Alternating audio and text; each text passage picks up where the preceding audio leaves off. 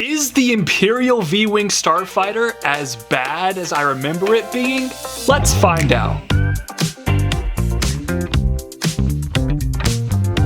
Hello everybody, the Brickologist here with another throwback LEGO Star Wars set review. Today we're going back to the winter of 2011 to look at set number 7915, Imperial V-Wing Starfighter. This set contains 139 pieces and used to retail for about $20 here in the US. Adjusted for inflation, that's closer to $28. And unfortunately, I no longer have the box, but here is a quick look at what the box would look like with that glorious Captain Rex artwork. I do, however, still have the instruction manual that has about 48 pages of building and some advertisements at the back. Here is a cool poster for the winter 2011 set. Speaking of, we have some ads for them back here. I completed this entire wave. It was a pretty solid collection of Star Wars sets, and you also had an ad for Ninjago because this came out the exact same time Ninjago debuted. LEGO really pushed this theme hard, and I think it paid off for them.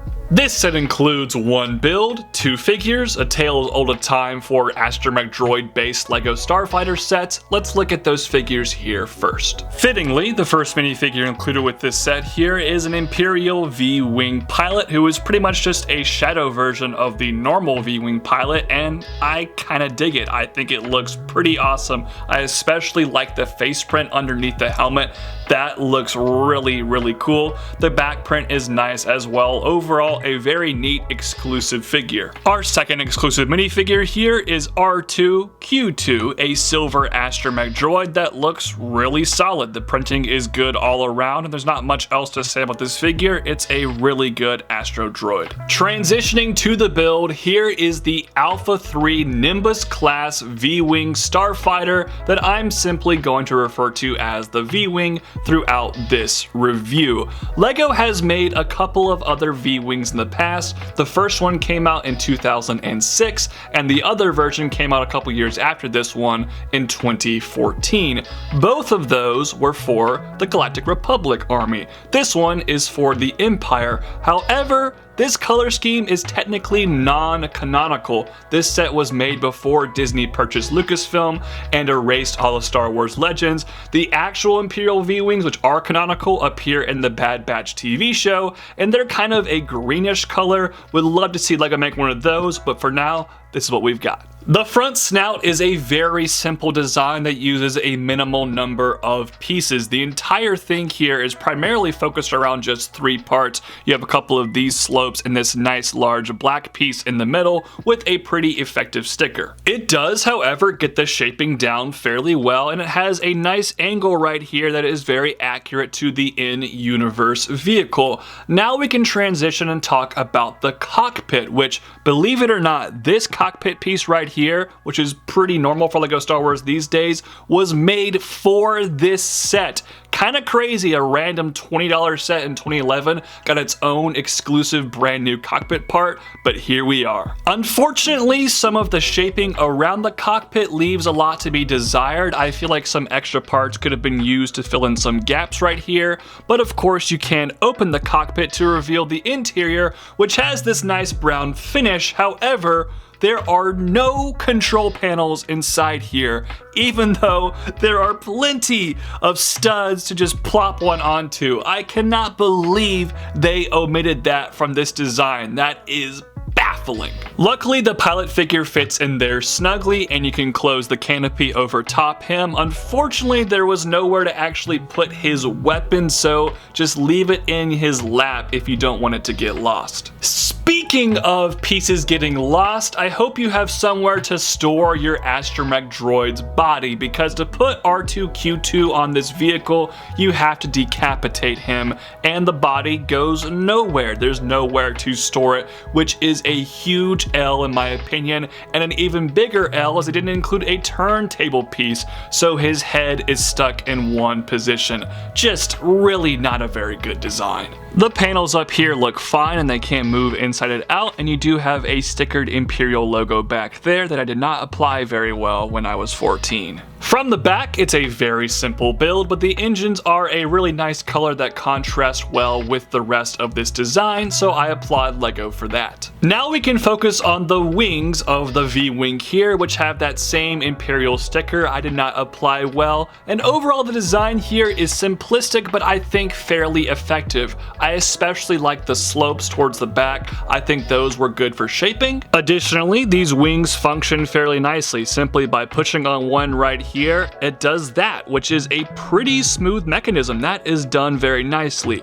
However, when you put it into the landed position or in the flight mode right here, you can see it's ever so slightly off kilter, which really drives me insane. I wish they were able to clean that up a bit. Additionally, to activate the mechanism, they have some exposed gears on one side and a thin Technic lift arm on the other, which basically the Technic part here is to catch it in place, but the asymmetry really drives me nuts. I wish they figured out a way to put all this internally inside the vehicle, because having the mechanism exposed is really ugly in my opinion. Finally, from the underside of the vehicle here, you can see there are no landing gear present, but LEGO did include one single clear cylinder piece to hold this bad boy up.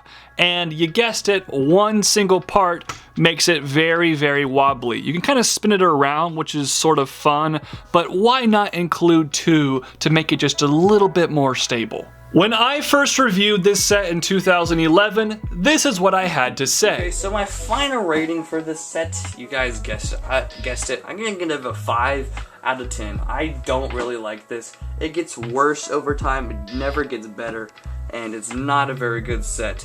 So, was I just being an emotional young teenager, or is this set really that bad? I think it's a bit of both. The reason I was so upset back in 2011 is I didn't get that many LEGO sets back then because I had hardly any money, and any set I ended up purchasing I had to save up for. So if I did save up for a set and it ended up being a pretty disappointing set, it kind of crushed my soul. I think that's why I wasn't too fond of this set 12 years ago. However, I think a lot of the issues I posed back in 2011 are still extremely valid here in 2023. Before I go on a little bit of a rant though, I would like to point out a few things I really do like about this set. The figures here are fantastic and remain exclusive to this day. I think the initial visual impact of this vehicle is fairly nice, and I appreciate LEGO thinking outside of the box with this design. The mechanism is pretty cool, it's got good playability functions, and it was a good value for $20, and adjusted for inflation for $28 feels about right comparing to modern day sets. Here is a size comparison next to the Pirate Starfighter, which is $35, so I think the value here is pretty respectable. However, when you get up close and personal with this build, the issues really rear their ugly head because there are so many things that went wrong here. There's no landing gear. The wing mechanism, while nice, has some ugly asymmetry and it's a little bit offline that really drives me nuts. There's nowhere to store the pilot's blaster. There's also nowhere to store the astromech droid's body. Additionally, the astromech droid does not have a turntable for his head. There are gaps throughout this build, and of course the interior does not have a control panel, which is just inexcusable. So yeah, this thing is littered with issues. Fortunately, if you want this set and you're not afraid of the used market, it's only about $25 used, which is less than its adjusted for inflation price. So if you want it, go out and get it used. However, new, it's closer to 70 bucks, which I think is way too much money to pay for this crappy set. My rating in 2011 was a 5 out of 10, and somehow I think I was generous back then. My new rating for this set here is a 4 out of 10. I don't like this thing at all, and hopefully LEGO remakes it with the canonically accurate version from the Bad Batch, because that would probably be a much better design. Those are just my thoughts though. I'd love to hear yours in the comment section down below. Also, while you're at it, please subscribe to this channel. Check all the links in the description to find me on social media. Please give this video a big like, comment, subscribe, hit that bell for notifications on new videos, and I hope to see you guys next time. Peace out. God bless. Bye-bye.